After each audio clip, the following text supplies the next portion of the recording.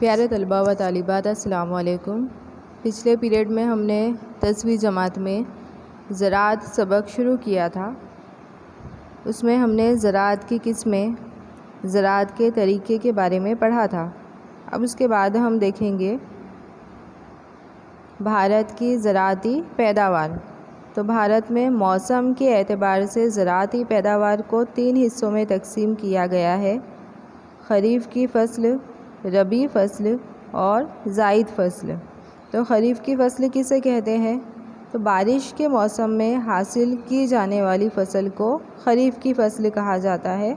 फ़सल का वक्त जून जुलाई से अक्टूबर नवंबर तक का होता है। धान, मकई, जवार, बाजरा, कपास, तिल, मूंगफली और मठ, मूंग की दालें वगैरह ये ख़रीफ़ की फ़सल है। उसके बाद है रबी की फ़सल। तो सर्दी के मौसम में उगाई जाने वाली फ़सल को रबी की फ़सल कहा जाता है। फ़सल का वक्त अक्टूबर नवंबर से मार्च अप्रैल तक का होता है, जिसमें गेहूँ, चना, जौ, सरसों, राई, अलसी वगैरह की पैदावार की जाती है। उसके बाद है ज़ाइद फ़सल, यानी गर्मी के मौसम में उगाई जाने वाली फ़सल को ज़ाइद फ़सल कहा जाता है।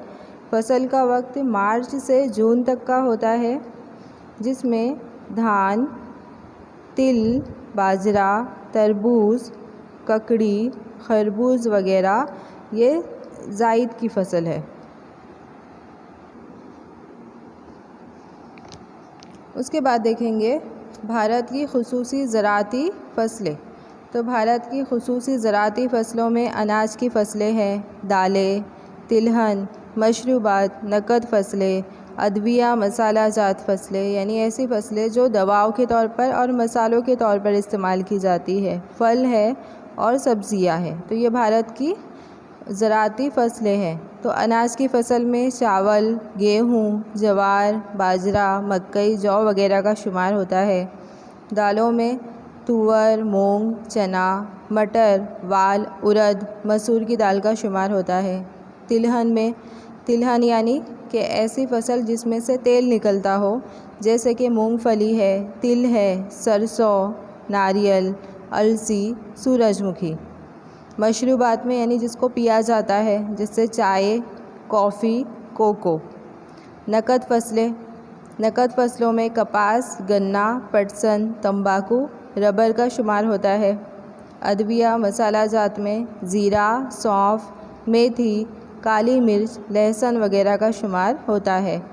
फलों में आम, केले, चीकू, अंगूर, सेब, अमरूद का शुमार होता है। इसके अलावा सब्ज़ियों में आलू, बैंगन, प्याज, टमाटर, गोभी, भिंडी वगैरह। तो अब हम अनाज की फ़सलें देखेंगे कि भारत के कुल ज़राअती इलाके के तकरीबन 75% इलाके में अनाज की फ़सल ली जाती है या उगाई जाती है, और कुल पैदावार में तकरीबन 50% पैदावार अनाज की फ़सल से ही हासिल होती है। तो अनाज की फ़सल में सबसे पहले हम धान की फ़सल के बारे में देखेंगे कि धान हमारे मुल्क की सबसे अहम अनाज की फ़सल है। दुनिया की बहुत बड़ी आबादी और भारत की तकरीबन आधी आबादी अपनी ग़िज़ा में चावल का इस्तेमाल करती है। तो चावल की पैदावार में पूरी दुनिया में चीन पहले नंबर पर है और भारत दूसरे नंबर पर है। तो धान की पैदावार के लिए गर्म और मरतूब आबो हवा होनी चाहिए, कम से कम 20 डिग्री सेल्सियस दर्जे हरारत, काली ज़रख़े ज़मीन होनी चाहिए, 100 सम या उससे ज़्यादा बारिश की ज़रूरत होती है। कम बारिश के इलाके जैसे कि पंजाब है, हरियाणा, उत्तर प्रदेश में सिंचाई के ज़रिए फ़सल उगाई जाती है। इसके अलावा मगरबी बंगाल, तमिलनाडु, आंध्र प्रदेश, तेलंगाना, बिहार और ओडिशा में चावल की खेती ज़्यादा होती है। इन इलाकों में साल में 2 या 3 मरतबा चावल की फ़सल उगाई जाती है। इसके अलावा गुजरात में सूरत, तापी, पंचमहाल, अहमदाबाद, खेड़ा, आनंद, वलसाड़ वगैरह ज़िलों में चावल की फ़सल उगाई जाती है। चावल की फ़सल के लिए ज़्यादा पानी की ज़रूरत होती है। इसके अलावा फव्वारा तरीक़ेकार से सिंचाई करके कम पानी से भी चावल की फसल उगाई जाती है। उसके बाद देखेंगे गेहूं की फसल। तो चावल के बाद गेहूं हमारे मुल्क की दूसरी अहम अनाज की फसल है। गेहूं हमारे मुल्क के शुमाल मगरिबी इलाकों में बसने वाले लोगों की ख़ास ग़िज़ा है। गेहूं की फसल के लिए काली ज़रख़ेज़ ज़मीन होनी चाहिए। 75 सम सालाना बारिश की ज़रूरत होती है। आबपाशी के ज़रिए कम बारिश के इलाकों में भी गेहूं की खेती की जाती है। इसके अलावा 100 सम से ज़्यादा बारिश वाले इलाकों में गेहूं की खेती नहीं की जा सकती। गेहूं की खेती ख़ास तौर पर पंजाब, हरियाणा और उत्तर प्रदेश के इलाके में ज़्यादा की जाती है। पंजाब में नहरों के पानी की वजह से गेहूं की पैदावार बहुत ज़्यादा होती है। इसी वजह से पंजाब को गेहूं का गोदाम कहा जाता है। इसके अलावा मध्य प्रदेश, राजस्थान, गुजरात, महाराष्ट्र, मगरिबी बंगाल जैसी रियासतों में भी गेहूं की खेती की जाती है। गुजरात में भाल के इलाके में भालिया गेहूं बहुत मशहूर है। ये सवाल MCQ में आता है 1 मार्क्स के लिए कि गुजरात में कौन सा गेहूं मशहूर है, तो भालिया गेहूं, भाल के इलाके का भालिया गेहूं मशहूर है। इसके अलावा गुजरात में मेहसाना, राजकोट, जूनागढ़, खेड़े में भी गेहूं की खेती की जाती है। तो गेहूं के आटे से रोटी, भाकरी, सेव, शीरा, लापसी, लड्डू, सुखड़ी, पूरी, केक, बिस्किट वगैरह कई सारे पकवान बनाए जाते हैं। इसी वजह से गेहूं को अनाज का राजा कहा जाता है। उसके बाद हम देखेंगे जवार के बारे में। तो चावल और गेहूं के बाद जवार भारत में सबसे ज़्यादा पैदा होने वाला अनाज है। सतह मुर्तफ़ा के इलाके में, सूखे और कम बारिश के इलाकों में जवार की फसल बहुत अच्छी होती है। तो जवार की फसल ये ख़रीफ़ और रबी की फसल है, यानी बारिश के मौसम में भी उगाया जाता है और सर्दी के मौसम में भी उगाया जाता है। तो जवार की फसल के लिए 25 से 30 डिग्री सेल्सियस दर्जे हरारत, 50 सम जितनी बारिश और काली ज़मीन की ज़रूरत होती है। जवार सबसे ज़्यादा महाराष्ट्र, कर्नाटक, आंध्र प्रदेश, तमिलनाडु, गुजरात जैसी रियासतों में होता है। गुजरात में जवार की सबसे ज़्यादा खेती सूरत और तापी ज़िले में होती है। उसके बाद देखेंगे बाजरा। तो बाजरा मेहनत कश मज़दूरों का अनाज है। 25 से 30 डिग्री सेल्सियस दर्जे हरारत, 40 से 50 सम हल्की बारिश और हल्की रेतीली ज़मीन में बाजरा बिल्कुल आसानी से उग जाता है। भारत में सबसे ज़्यादा बाजरा राजस्थान में होता है। उसके बाद गुजरात, उत्तर प्रदेश और महाराष्ट्र जैसी रियासतों में बाजरे की पैदावार ज़्यादा होती है। गुजरात में बाजरे की खेती में बनासकांठा अव्वल नंबर पर है।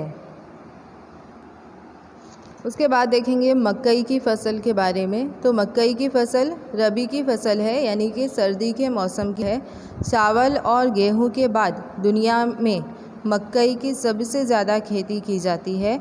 मकई की फ़सल ज़्यादातर उन इलाकों में उगाई जाती है जहां टीले ज़्यादा होते हैं। मकई में ख़ास तौर पर स्टार्च, तेल, प्रोटीन, बायोफेटल जैसे मादे होते हैं। मकई की फसल के लिए ढलवान वाली काली ज़मीन, पथरीली ज़मीन, पानी निथर जाए ऐसी ज़मीन की ज़रूरत होती है। 50 से 100 सम जितनी बारिश, 21 से 27 डिग्री सेल्सियस दर्जे हरारत की ज़रूरत होती है। इसके अलावा मकई का इस्तेमाल मवेशियों के चारे के तौर पर, पॉपकॉर्न और मकई के तेल के इस्तेमाल के तौर पर इसका इस्तेमाल किया जाता है।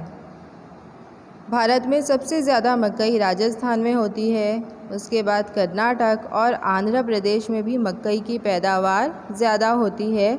गुजरात में पंचमहाल, दाहोद, साबरकांठा और अरवली में मकई की खेती ज़्यादा होती है। उसके बाद है दालें।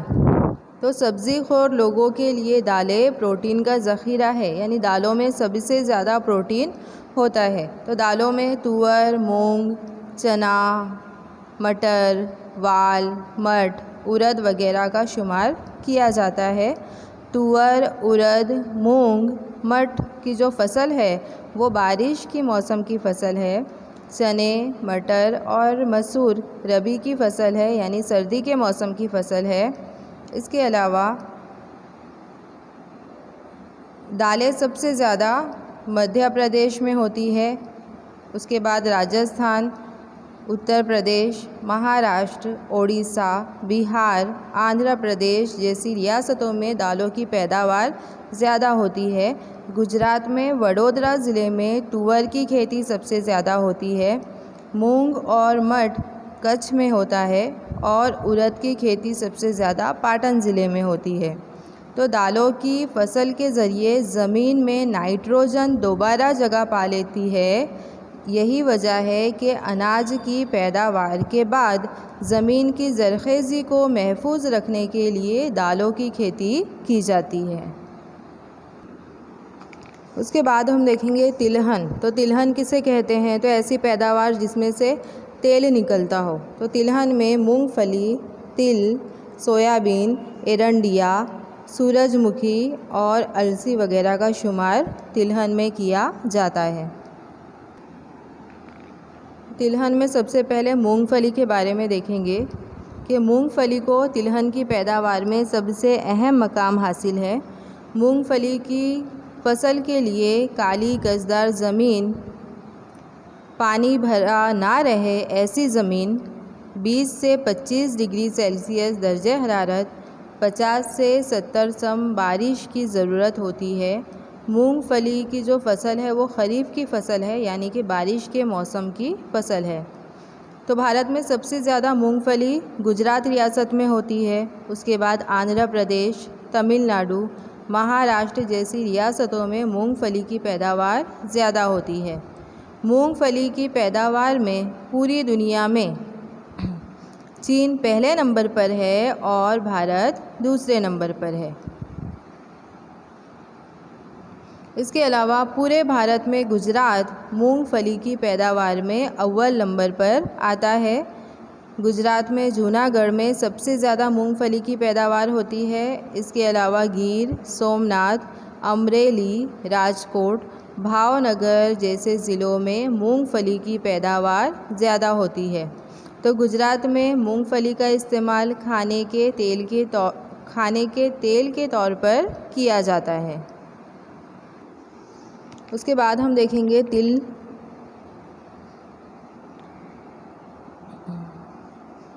तो तकरीबन हर रियासत में तिल की खेती भारत में की जाती है। तमाम तिलहन में तिल में सबसे ज़्यादा तेल निकलता है। तो पूरे भारत में सबसे ज़्यादा तिल की खेती गुजरात में होती है। उसके बाद तमिलनाडु, मगरबी बंगाल, कर्नाटक और मध्य प्रदेश में भी तिल की खेती ज़्यादा होती है। गुजरात पूरे मुल्क में तिल की पैदावार में अव्वल नंबर पर है और गुजरात में तिल की सबसे ज़्यादा खेती बनासकांठा ज़िले में होती है। इसके अलावा भारत पूरी दुनिया में तिल की सबसे ज़्यादा बरामद करने वाला मुल्क है, यानी भारत दूसरे मुल्कों को भी तिल बरामद करता है। उसके बाद देखेंगे सरसों। तो सरसों ये रबी की फसल है, यानी सर्दी के मौसम में सरसों की खेती की जाती है। शुमाली भारत में तिलहन की सबसे अहम खेती सरसों है। तो सरसों के बीज और उसका तेल दवा के तौर पर और खाने के तेल के तौर पर इस्तेमाल किया जाता है। भारत में राजस्थान, उत्तर प्रदेश, हरियाणा, मगरबी बंगाल, गुजरात और मध्य प्रदेश में सरसों की खेती ज़्यादा की जाती है। उसके बाद देखेंगे नारियल।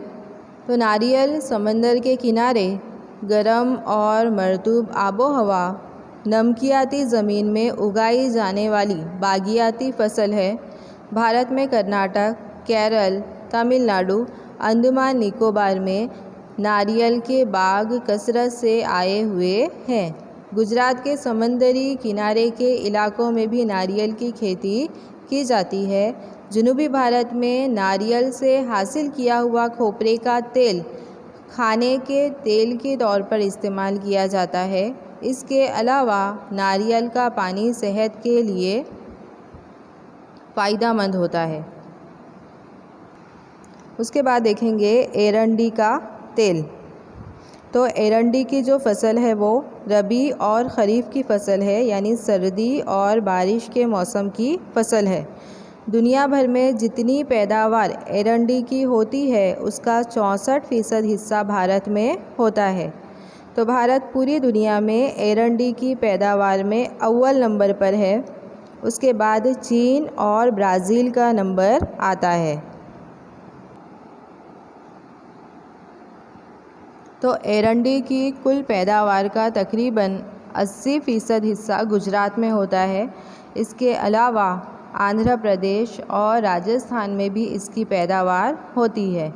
गुजरात में बनासकांठा, पाटन, साबरकांठा, राजकोट, जूनागढ़, अमरेली जैसे ज़िलों में एरंडी की फसल उगाई जाती है। तो एरंडी के तेल को इंग्लिश में कस्टर ऑयल भी कहा जाता है। अब इसके आगे के जो पॉइंट है वो हम अगले पीरियड में पढ़ेंगे।